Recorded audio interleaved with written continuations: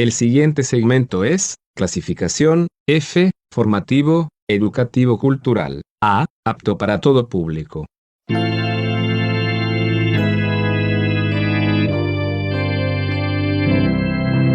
Bienvenido a Hora de Estudio Bíblico con nuestro maestro el Dr. Lehman Strauss. Este estudio es el resultado del tiempo personal con el Señor, el ministerio pastoral y la experiencia en conferencias bíblicas del Dr. Lehman Strauss. Él nos instruye y alienta con la enseñanza de la palabra de Dios. Ahora, el Dr. Strauss. Abra su Biblia, por favor, en Romanos capítulo 7. Esta mañana, después de haber desayunado, leía Romanos 7 mientras mi esposa seguía la lectura en una paráfrasis. Al culminar la lectura le pregunté a mi señora, ¿cuál piensas que es el tema principal de Romanos capítulo 7? Y ella me contestó, la ley. Mientras estamos bajo la ley, estamos bajo la condenación de la misma. Creo que mi señora acertó, ya que ese es precisamente el tema de Romanos 7. Tiene que ver con la santificación. Parte del capítulo 6 también toca este tema. Como no podemos ser santificados por la ley, el apóstol Pablo se pone a hablar de la santificación en relación con la ley. En otras palabras, es la cuestión del pecado. Al leer Romanos 7, se dará cuenta que la cuestión del pecado sale a relucir. El doctor Martin Lloyd-Jones tiene un comentario muy interesante al respecto. Él dice que muchos, y probablemente la mayoría de nuestros problemas en la vida cristiana, son el resultado de nuestro fracaso en comprender las verdades de Romanos 7. Y luego hace mención de la concepción totalmente inadecuada que tiene la gente del pecado. Qué poco que se habla del pecado y cuán poco se predica del pecado. Algunos dicen que debemos ser positivos y hablar de la salvación y no tenemos que preocuparnos con el pecado y la profundidad del pecado. Ahora, esto explica por qué gran parte del cristianismo moderno es tan superficial. La gente gasta tiempo discutiendo si van a hablar de Romanos 7 o del 8, pero nunca estuvieron en el 7. No se dieron cuenta de la profundidad del pecado en sus vidas. No han conocido el poder del pecado. Doctrinalmente no han conocido su horrible tiranía. Nos referimos a ese pecado que puede torcer la ley de Dios para sus propios fines y para anularla. Eso es algo terrible, ¿eh? Ese es el pecado. Miren, muchos han creído que en el momento de recibir a Cristo por la fe y luego bautizarse, todo iba a andar bárbaro y la vida iba a ser brillante. No pasó mucho tiempo cuando se dieron cuenta que no era así, ya que se encontraron en problemas. Pero no comprenden aún hoy la razón, es que nunca entendieron el pecado y nunca estudiaron Romanos 7. Y tal vez muchos tomaron una decisión y nunca experimentaron bien el arrepentimiento.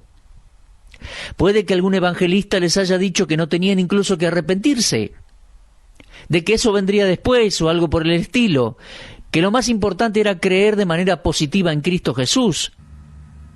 Pero, mire, esas personas nunca comprendieron cómo y por qué estarían inevitablemente en problemas después. Nunca entendieron la enseñanza de Romanos 7 en cuanto a la profundidad del pecado y el poder del pecado.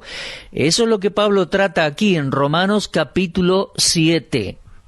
Bueno, vamos a orar avanzando aquí y comenzando a estudiar estos versículos en Romanos 7. Dios y Padre, gracias por este espacio radial, gracias por tu palabra, la Biblia, y gracias por esta epístola a los romanos. Nos enseña, Dios, nos ilumina, nos descubre nuestros problemas, y el gran problema es nuestro pecado. Gracias, Dios, por Cristo, por el Espíritu Santo y por la palabra escrita. Ilumínanos, enséñanos en esta hora. Gracias, en nombre de Cristo lo pedimos. Amén. Quiero decirnos un poco más en cuanto a la lectura del capítulo. Hoy tomé una lapicera y mientras lo leía, marqué las palabras ley y mandamiento. ¿Y saben qué? En 25 versículos aparecen 28 veces. O sea, más de una vez por versículo. Ahora, en los primeros versículos de Romanos 7, Pablo nos da una ilustración a manera de ejemplo y escoge el matrimonio, el cual es un contrato entre dos personas hasta que la muerte los separa. En realidad, la manera en la que Pablo aplica el principio del versículo 1 presupone que la ley del matrimonio solo liga a dos personas mientras ambos están vivos. Si uno de los dos muere, deja de operar en el matrimonio, por lo cual si uno muere, el otro queda libre para volver a casarse. Ahora bien, vamos a proseguir con este punto.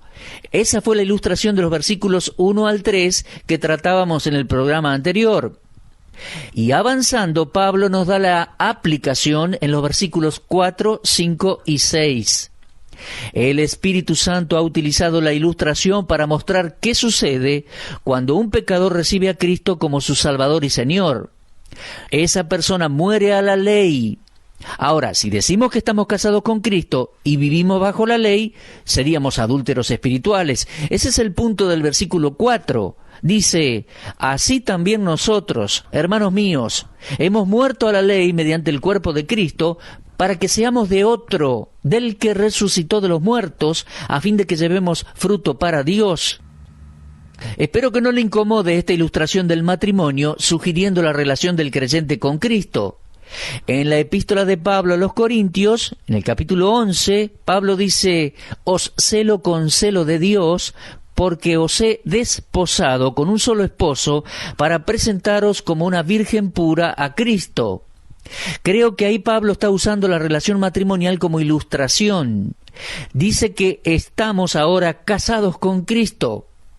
Bueno, es común en la Biblia ver a Cristo como el novio y la iglesia, los creyentes, como la novia. Así que el matrimonio no es nada nuevo. La figura del matrimonio no es nada nuevo. En el Antiguo Testamento Israel aparece como la esposa de Jehová. Así que no es nada fuera de lo común encontrar esta ilustración en la Biblia, sugiriendo la relación entre el creyente y Dios. Ahora, fíjese en el versículo 4, dice, así también vosotros, hermanos, Romanos 7:4, así también vosotros, hermanos míos, habéis muerto a la ley mediante el cuerpo de Cristo, para que seáis de otro, del que resucitó de los muertos, a fin de que llevemos fruto para Dios. Por medio de la muerte del Señor Jesús y por nuestra unión con Él, hemos sido librados de la ley, ya que estamos muertos a la ley. Fuimos liberados para vivir eternamente unidos a Cristo. ¿Se da cuenta? Es una relación que no puede ser cortada. Recuerde, la relación matrimonial es rota por la muerte. Pero como Cristo murió y luego resucitó para no morir nunca más, nuestra relación con Él es eterna. Pablo menciona esta verdad una y otra vez. Por ejemplo, en Colosenses 2, versículos 13 y 14 leemos, y a vosotros, estando muertos en pecados y en la incircuncisión de vuestra carne, os dio vida juntamente con Él, perdonándoos todos los pecados, anulando el acta de los decretos que había contra nosotros, que nos era contraria, quitándola del medio y clavándola en la cruz. Creo que el acta de decretos allí en Colosenses 2:14 es la ley de Moisés, y debemos recordar que la mayoría de los creyentes en la época de Pablo eran convertidos del judaísmo, y esos judíos y todo el pueblo de Israel estaban casados con la ley mosaica, pero solo hasta que el Señor Jesucristo murió en la cruz. Ni bien un judío o gentil recibe a Cristo como Salvador, su responsabilidad con la ley termina, porque ahora está unido al Señor crucificado y resucitado. Si usted ha nacido de nuevo, entonces el Señor resucitado es su nuevo esposo, su nuevo amo y Señor, y la ley de su amor es la regla de la vida. Lea ese pasaje en 2 Corintios 11:2 de nuevo.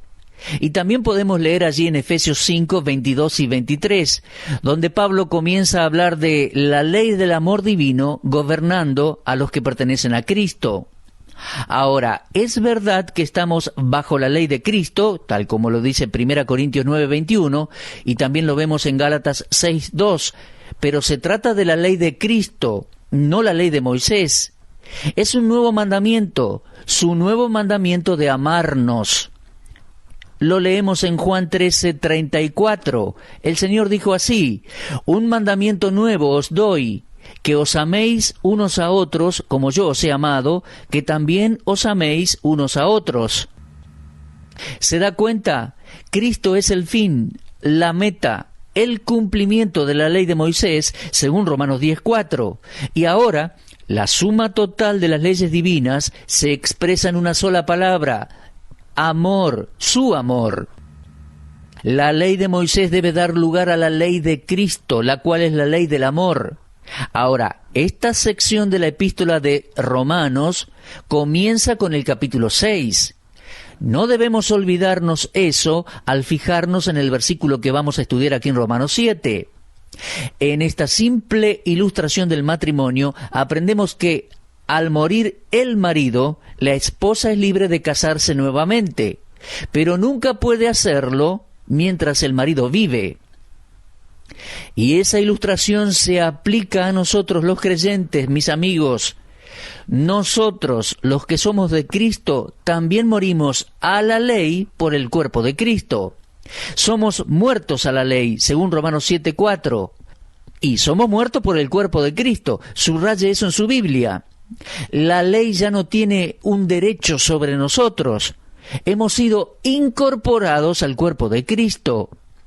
Y ahora que somos parte de Él, Él es la cabeza, nosotros los miembros del cuerpo. La ley no nos puede demandar nada. Ahora, cuidado, no estamos sin ley.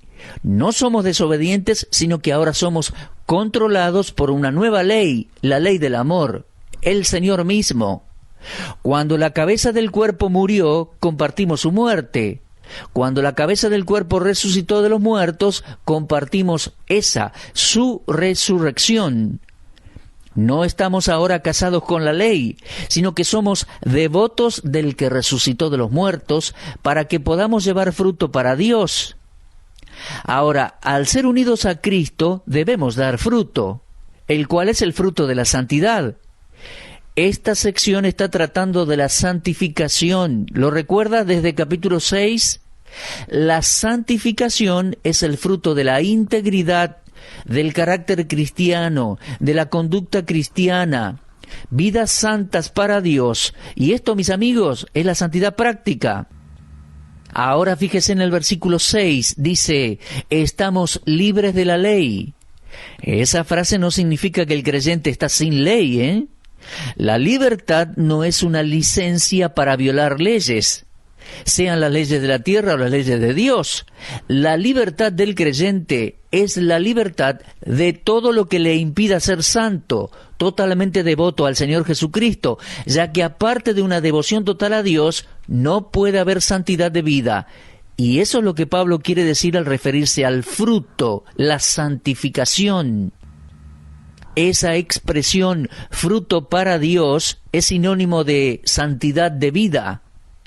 En el gran discurso de nuestro Señor en Juan 15, Él dijo, yo soy la vid, vosotros los pámpanos. El que permanece en mí y yo en él, éste lleva mucho fruto, porque separados de mí nada podéis hacer. Fíjese con atención que el Señor no dijo, sin mí no podéis hacer mucho. Él dijo, sin mí nada podéis hacer. Ahora, mis amigos, todos sabemos que en la vida de los creyentes hay distintos grados de llevar fruto. Y también lo dice el Señor en Juan 15. En el versículo 2 vemos el que lleva fruto. Luego en el versículo 5 dice mucho fruto y fruto que permanece. Pero nuestro Señor quiere que sepamos que sea cual fuere el caso, no podemos llevar frutos separados de Él. La vida cristiana más fructífera es la vida que está dedicada al Señor Jesucristo. Ese es el punto que este capítulo de Romanos expresa. Ahora, por favor, fíjese el texto allí en Romanos 7, versículo 5. Dice, mientras estábamos en la carne, las pasiones pecaminosas, que eran por la ley, obraban en nuestros miembros llevando fruto para muerte. Fíjese, por favor, que dice fruto para muerte. El versículo 4 culminaba con fruto para Dios. Así que aquí tenemos dos tipos de fruto. Fruto para Dios y fruto para muerte.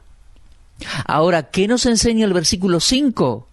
Cuando estábamos en la carne, cuando estábamos sin regenerar, antes de ser salvos. Allí estábamos en la carne antes de Cristo. La carne es nuestra naturaleza caída, la que trajimos a este mundo al nacer. Es un estado moral del cual hemos sido librados los creyentes. En la carne están las pasiones del pecado que encontraron expresión en los miembros de nuestro cuerpo y de las cuales solo puede resultar la muerte. Porque dice Romanos 6:23, la paga del pecado es muerte. Y leemos allí en Santiago 1:15, la concupiscencia, después que ha concebido, da a luz el pecado, y el pecado, siendo consumado, da a luz la muerte. Entonces, en la carne residen las pasiones del pecado que se expresan por medio de los miembros de nuestro cuerpo. Ahora, en este versículo se nos dice que esas pasiones pecaminosas eran estimuladas por la ley. Ahora, mis amigos, dicho sea de paso, muchos padres cometen el error de no castigar a sus hijos, no corrigen tendencias innatas hacia el mal. Y en la actualidad muchos gobiernos prohíben que se castigue a los niños, y eso es una tragedia. El día en que muchos niños malcriados sean adultos, se darán cuenta que no tienen lo suficiente para comprar las cosas que anhelan, y entonces van a querer robar para obtenerlo, endurecidos por una ley que fue hecha para prevenir dicho suceso. Mis oyentes, las pasiones pecaminosas avivadas por una ley traen como fruto la muerte, y por medio de las prohibiciones, la ley enciende el deseo de hacer lo que está prohibido. Y para el ser humano el fruto prohibido tiene una fascinación única. El hecho de que algo es prohibido le da cierto atractivo, y Pablo nos está diciendo que mientras estábamos en nuestro estado natural, sin regenerar, la ley despertaba nuestras pasiones pecaminosas con el resultado de dar fruto de muerte. Ahora, por favor, fíjese versículo 6. Dice allí, ahora estamos libres de la ley por haber muerto para aquella en que estábamos sujetos, de modo que sirvamos bajo el régimen nuevo del Espíritu y no bajo el régimen viejo de la letra. Aquí vemos el estado del hombre que ya no está bajo la ley, sino que está en Cristo. Lo que energiza al creyente no es la ley, sino el amor de Cristo. El creyente es librado de la ley para que la ley nunca más pueda llevarlo a juicio. La nueva vida se vive en un nuevo espíritu. Tenemos un régimen viejo, el régimen viejo de la letra, de la ley, y Dios lo ha reemplazado con el pacto de la gracia. Pablo escribió en 2 Corintios 3:6, asimismo nos hizo ministros competentes de un nuevo pacto, no de la letra, sino del espíritu, porque la letra mata, mas el espíritu vivifica. Y la letra allí se refiere a la ley. Mis queridos, el servicio del creyente es una respuesta al Espíritu Santo, no es ceder a un número de leyes o reglas. Los fariseos demandaban mucho en sus predicaciones de la ley, pero no tenían cuidado en su vivir diario. Y en Mateo 23 leemos cuán hipócritas eran. Asistían a las reuniones religiosas, daban su diezmo, eran estrictos en las demandas que les hacían a otros, pero en sus corazones había envidia, avaricia, malos deseos, odio, celos, pero por fuera parecían justos. Algunas personas tienen mucho estudio, mucha lectura, pero no aprenden mucho de la vida cristiana. El punto de este pasaje con su simbolismo tiene que ver con la santidad y la santificación. Ahora, mis amigos, estamos casados con otro, con el Señor Jesucristo. ¿Y para qué? Para dar fruto para Dios con un espíritu nuevo. No estamos bajo la ley, sino bajo la gracia. El creyente no va a hacer ciertas cosas ahora, no porque haya una ley en contra, sino porque su nueva vida en Cristo y en el Espíritu Santo lo llama y conduce a hacer cosas mejores. Es maravilloso ser un hijo de Dios. Es maravilloso ver la enseñanza de la gracia. Es maravilloso saber que ya no estamos atados a una lista de reglas para cumplir. que no vivimos más bajo ciertas cosas que se deben hacer y ciertas cosas que no, porque nuestra devoción a Cristo nos hizo, por medio de nuestra unión con Él al nacer de nuevo, nos hizo que llevemos fruto para Dios, y eso es santidad de vida. El ser libre de la ley significa que tenemos la libertad de hacer lo correcto por el poder del Cristo viviente, a quien hemos sido unidos por la fe. Nos hemos casado con Cristo y ahora somos suyos para siempre. De la misma manera que la relación matrimonial de los primeros versículos nos liga hasta la muerte y no puede romperse, ya que el que se casa o vive con otro cónyuge sería un adúltero, la Biblia nos enseña que no podemos desasociarnos de Cristo, porque Él murió y resucitó para no morir más. Por ende, nuestra relación con Cristo es eterna. Mis amigos, que Dios nos ayude a ver esta maravillosa verdad en este pasaje, que lo podamos releer y meditar y aplicar a nuestras vidas prácticas. Bueno, muy bien, recién estamos comenzando con este capítulo 7 de Romanos y vamos a continuar con el versículo 7 en nuestro próximo estudio porque hoy ha terminado nuestro tiempo. Miren, queridos oyentes, vamos a hablar de los 3 tipos de seres humanos o hombres que encontramos en la Biblia. El hombre natural y luego, como creyentes, el hombre carnal y el hombre espiritual.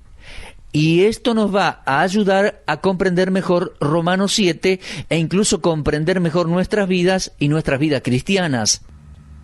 Bueno, como les decía, vamos a seguir, si Dios quiere, en el versículo 7 en nuestro próximo programa. Será hasta entonces. Por la gracia del Señor, los espero en este mismo horario y en este mismo punto de encuentro. Muchas gracias por todo. Usted estuvo escuchando Hora de Estudio Bíblico con el maestro el doctor Lehman Strauss. Si desea escuchar una vez más este mensaje, visite nuestra página en la internet www.bbnradio.org. Le dejamos la invitación para que el día de mañana nos acompañe aquí, en este mismo horario y punto del dial. Hora de Estudio Bíblico es una producción de BBN.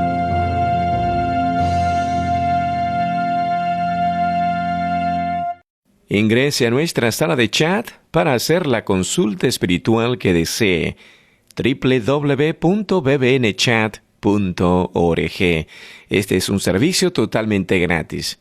Muchas gracias. Somos sus amigos de BBN.